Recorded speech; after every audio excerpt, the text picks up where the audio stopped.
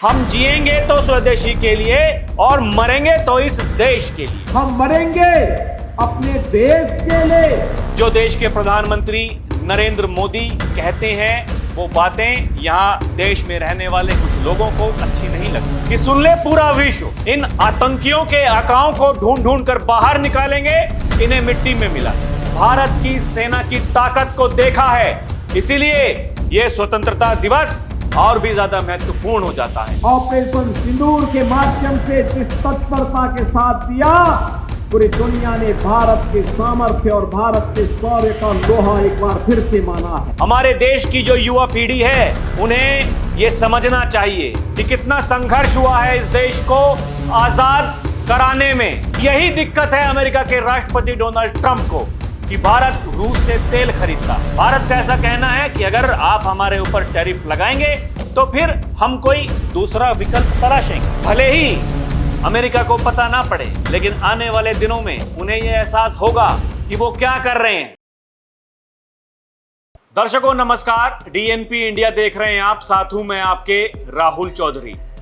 हम जिएंगे तो स्वदेशी के लिए, हम मरेंगे तो अपने देश के लिए, यह कहना है उत्तर प्रदेश के मुख्यमंत्री योगी आदित्यनाथ का।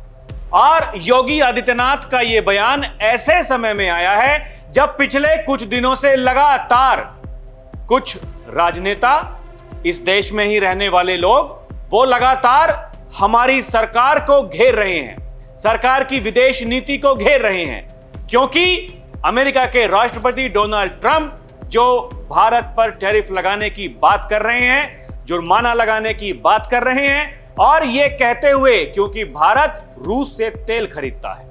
आपको याद होगा उसके बाद में देश के प्रधानमंत्री नरेंद्र मोदी ने यह कहा था कि हम झुकने वाले नहीं हैं, हम अपनी देश की जनता के साथ में, देश के किसानों के साथ में हम भेदभाव नहीं कर सकते।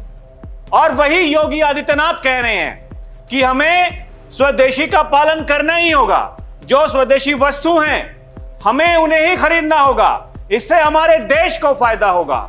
एक बार सुनिए क्या कह रहे हैं योगी आदित्यनाथ। स्वदेशी हमारे जीवन का ध्येय बने, स्वदेशी हमारे जीवन का मंत्र बने। हम जिएंगे स्वदेशी के लिए, हम मरेंगे अपने देश के लिए।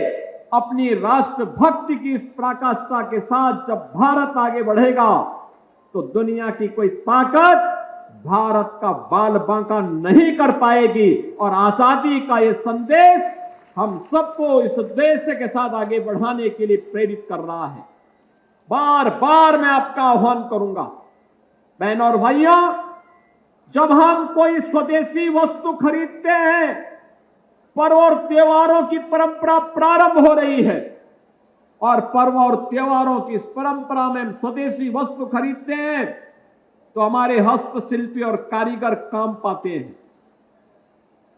उसका जो पैसा हम देते हैं वह हस्तशिल्पी, कारीगर और हमारे उद्यमियों के पास जाता है।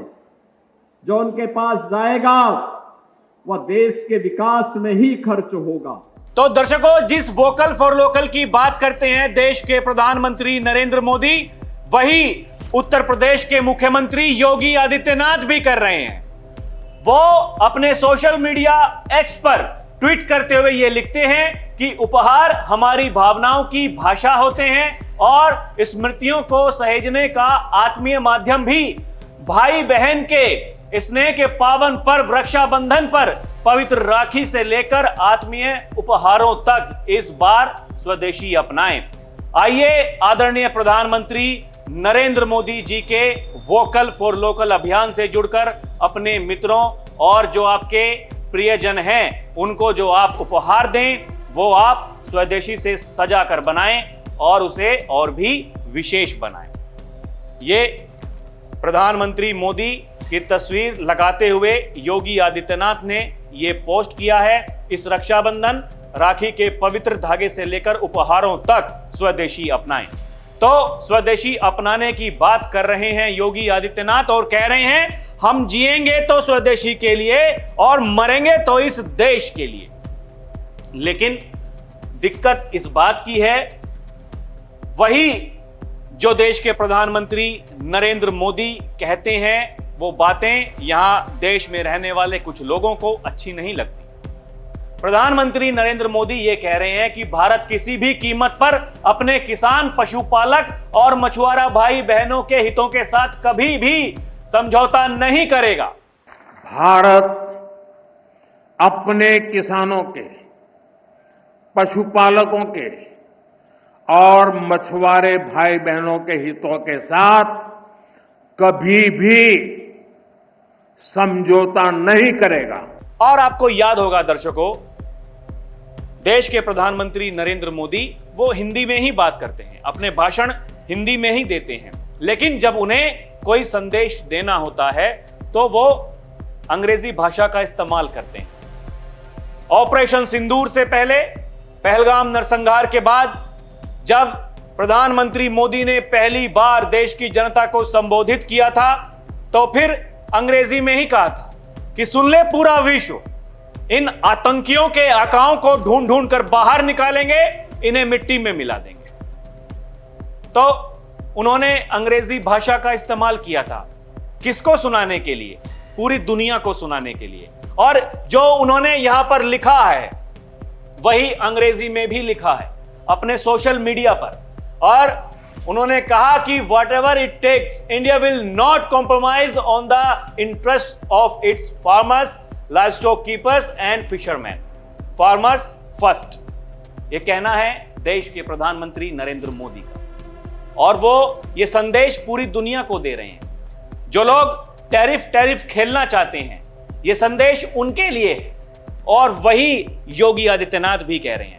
यानी जो कह रहे हैं देश के प्रधानमंत्री नरेंद्र मोदी, वही कह रहे हैं उत्तर प्रदेश के मुख्यमंत्री योगी आदित्यनाथ। दर्शकों, आगे बढ़ते हैं और देखिए, योगी आदित्यनाथ एक कार्यक्रम के दौरान वो बड़ी बात ये कहते हैं जो उन्होंने कहा, ये उसी कार्यक्रम के दौरान, और बाकायदा ट्वीट करते हुए उन्होंने ये लिखा कि काकोरी ट्रेन एक्शन शताब्दी समारोह आज से 100 वर्ष पूर्व देश की आजादी के लिए अपने प्राण न्योछावर करने वाले महान क्रांतिकारियों को स्मरण करने और उनके प्रति कृतज्ञता ज्ञापित करने का एक विराट अवसर है। आज लखनऊ में काकोरी ट्रेन एक्शन शताब्दी महोत्सव के समापन समारोह में सहभाग कर वीर बलिदानियों की प्रतिमा पर माल्यार्पण किया और अपनी श्रद्धांजलि अर्पित की। इस अवसर पर स्वतंत्रता सेनानियों एवं राष्ट्र रक्षा में शहीद हुए सैनिकों के परिजनों को भी सम्मानित किया।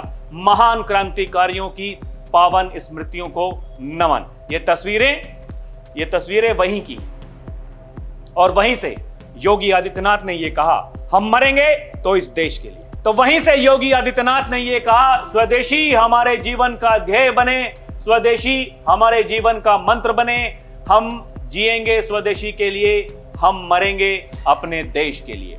इसके अलावा योगी आदित्यनाथ ये कहते हैं, आदरणीय प्रधानमंत्री नरेंद्र मोदी जी ने हर भारतवासी से 13 से 15 अगस्त तक हर घर तिरंगा अभियान के साथ जुड़ने का आह्वान किया है। यह कहना है योगी आदित्यनाथ का, ऑपरेशन सिंदूर के बाद में यह पहला स्वतंत्रता दिवस है, तो इसलिए सभी 13 से 15 अगस्त तक हर घर तिरंगा अभियान के तहत अपने अपने घरों में तिरंगा फहराएं। और क्योंकि ऑपरेशन सिंदूर में पूरी दुनिया ने भारत की सेना का शौर्य, भारत की सेना की ताकत को देखा है, इसीलिए यह स्वतंत्रता दिवस और भी ज्यादा महत्वपूर्ण हो जाता है। एक बार सुनिए क्या कह रहे हैं योगी आदित्यनाथ। हर भारतवासी ने भारत की सेना के शौर्य और पराक्रम को सदैव सम्मान किया है, और अभी हाल ही में दुश्मन देश के द्वारा भारत पर थोपी गई युद्ध का जवाब भारत के बहादुर जवानों ने ऑपरेशन सिंदूर के माध्यम से जिस तत्परता के साथ दिया, पूरी दुनिया ने भारत के सामर्थ्य और भारत के शौर्य का लोहा एक बार फिर से माना है। बहनों और भाइयों, अपने सैनिकों के प्रति सम्मान का भाव रखते हुए पूरे देश के अंदर प्रधानमंत्री जी ने हर भारतवासी का आह्वान किया है कि हम 13 अगस्त से 15 अगस्त तक हर घर तिरंगा के आयोजन के साथ जुड़ेंगे। इस मौके पर योगी आदित्यनाथ ने यह भी कहा कि हम सभी का संकल्प होना चाहिए कि राष्ट्रभक्ति का ज्वार जन जन के हृदय में प्रतिष्ठित हो। इसके अलावा कहते हैं योगी आदित्यनाथ की काकोरी ट्रेन एक्शन शताब्दी समारोह हमारी वर्तमान पीढ़ी के लिए एक नई प्रेरणा है। जो हमारी वर्तमान पीढ़ी है उन्हें यह समझना चाहिए हमारा देश कैसे आजाद हुआ था, क्या क्या प्रयत्न किए थे हमारे क्रांतिकारियों ने। हमारे देश की जो युवा पीढ़ी है उन्हें यह समझना चाहिए कि कितना संघर्ष हुआ है इस देश को आजाद कराने में। एक बार सुनिए योगी आदित्यनाथ क्या कह रहे हैं। हमारा संकल्प होना चाहिए कि राष्ट्रभक्ति को फिर से जन जन के हृदय में हम प्रतिष्ठित करें, क्योंकि राष्ट्रभक्ति का जो दग्र भाव उन महान क्रांतिकारियों ने संचार किया था, जिसमें स्वयं की परवाह किए बगैर हमें अपने देश को विदेशी हुकूमत से मुक्त करना है और उसके लिए अपने आप को बलिदान देने की, हर कीमत को चुकाने का जो जज्बा था, उस जज्बे का परिणाम ये है, उसी जज्बे का परिणाम है कि देश 1947 में आजाद हो गया। ये उसी की कीमत है और इसीलिए हम सबका संकल्प होना चाहिए कि राष्ट्रभक्ति का यह ज्वार जन जन के हृदय में प्रतिष्ठित हो। एकता और गर्व का प्रतीक बन चुके तिरंगे को हर घर तक पहुंचाना है। आज शताब्दी महोत्सव उन महान क्रांतिकारियों के स्मरण का एक महान दिवस है, हमारी वर्तमान पीढ़ी के लिए एक नई प्रेरणा है। क्योंकि काकोरी ट्रेन एक्शन की बात कर रहे थे योगी आदित्यनाथ, तो इस मौके पर उन्होंने एक और बड़ी बात यह कही कि हम काकोरी ब्रांड के आम को पूरी दुनिया के अंदर पहुंचाने का काम कर रहे हैं। यानी भारत का आम, वो भी उत्तर प्रदेश का, और वो भी काकोरी ब्रांड, इसको हम जो दूसरे देश हैं वहां भी पहुंचाने का काम कर रहे हैं। और ये जो हमारे देश के जो क्रांतिवीर थे, ये उनकी शहादत के लिए एक बड़ा काम है, ऐसा कहना है योगी आदित्यनाथ का। एक बार सुनिए वो क्या कह रहे हैं। हमारी सरकार ने ये तय किया कि लखनऊ का मलिहाबादी आम काकोरी ब्रांड के रूप में पूरी दुनिया के अंदर पहुंचेगा। और आज हम काकोरी ब्रांड के आम को पूरी दुनिया के अंदर पहुंचाने का काम कर रहे हैं। तो दर्शकों, चाहे वो देश के प्रधानमंत्री नरेंद्र मोदी हों, उत्तर प्रदेश के मुख्यमंत्री योगी आदित्यनाथ हों, वो स्वदेशी की बात कर रहे हैं। और यहां यह भी जानना बड़ा महत्वपूर्ण है कि अमेरिका जो ये टैरिफ खेल रहा है, भारत की तैयारी क्या है, भारत क्या कर रहा है। तो जो प्रधानमंत्री नरेंद्र मोदी और योगी आदित्यनाथ स्वदेशी की बात कर रहे हैं, या फिर बीजेपी के जो बड़े नेता हैं, वो रक्षा मंत्री हैं, गृह मंत्री हैं, वो इसी बात को कह रहे हैं। अब देखिए, मीडिया रिपोर्ट्स के अनुसार पीएम मोदी और रूस के राष्ट्रपति पुतिन के बीच हुई है फोन पर बात। ट्रंप के टैरिफ विवाद के बीच किस मुद्दे पर हुई बातचीत, लोग ये कयास लगा रहे हैं। सियासी जानकार ये बता रहे हैं कि ये एक बेहतरीन मौका है। रूस जो हमारा ऑल वेदर फ्रेंड है, कहा जाता है जब भारत का साथ किसी ने नहीं दिया, उस समय भी रूस भारत के साथ था, और रूस आज भी भारत के साथ है। और यही दिक्कत है अमेरिका के राष्ट्रपति डोनाल्ड ट्रंप को कि भारत रूस से तेल खरीदता है, इसलिए टैरिफ लगाया जा रहा है। लेकिन भारत के प्रधानमंत्री और रूस के राष्ट्रपति फोन पर बात करते हैं। खबरें हैं इसी महीने या फिर इस साल के अंत तक, क्योंकि खबरें ऐसी हैं दर्शकों कि पुतिन साहब भारत आएंगे और फिर दोनों एक साथ चीन जाएंगे। यानी भारत, रूस और चीन एक साथ मिलकर के अमेरिका के सामने मुश्किल पैदा करने वाले हैं। और यहां एक और बड़ी बात जानना इसलिए भी आवश्यक है क्योंकि ट्रंप के टैरिफ पर भारत का पलटवार जो लगातार हमें दिखाई दे रहा है, राजनाथ सिंह का अमेरिका दौरा रद्द। अगर मीडिया रिपोर्ट्स की माने तो हथियार एयरक्राफ्ट खरीदने के प्लान पर ब्रेक लगाया गया है। यानी जो डील्स हो सकती थी हथियारों को लेकर, सैन्य उपकरणों को लेकर के, भारत का ऐसा कहना है कि अगर आप हमारे ऊपर टैरिफ लगाएंगे तो फिर हम कोई दूसरा विकल्प तलाशेंगे। आप पहले ही कह रहे हैं कि भाई साहब आप रूस से तेल खरीदते हैं, हथियार खरीदते हैं, तो अभी तक जो हम आपसे खरीद रहे थे या फिर खरीदने की प्लानिंग कर रहे थे, अब हम नहीं खरीदेंगे। यह अपने आप में एक बड़ा झटका है। कुछ सियासी जानकार ये भी बता रहे हैं कि अभी भले ही अमेरिका को पता ना पड़े, लेकिन आने वाले दिनों में उन्हें यह एहसास होगा कि वो क्या कर रहे हैं। और जिस तरीके से देश के प्रधानमंत्री नरेंद्र मोदी और जो केंद्र सरकार में मंत्री हैं या फिर जो बीजेपी के बड़े नेता हैं, वो स्वदेशी की बात कर रहे हैं, आत्मनिर्भर भारत की बात कर रहे हैं, विकसित भारत की बात कर रहे हैं, इसका मतलब बिल्कुल साफ है कि भारत ने जो कुछ सोच रखा है हम उसकी तरफ आगे बढ़ रहे हैं। हां, कुछ चुनौतियां हैं, परेशानियां हैं, लेकिन उनसे निपटने का काम हो रहा है और ये वही काम है जो हमें दिखाई दे रहा है। आने वाले दिनों में क्या कुछ होता है दर्शकों, हमारी नजर रहेगी, लेकिन यह भी जानना बड़ा महत्वपूर्ण है कि यहां भारत में ही रहने वाले कुछ लोग जो लगातार सरकार की विदेश नीति का वो जो आलोचना कर रहे हैं, कैसे होगा? सरकार ये कह रही है कि हमारे पास में अगर एक विकल्प हमारा बंद होता है तो दूसरा विकल्प हमारे पास में खुला हुआ है।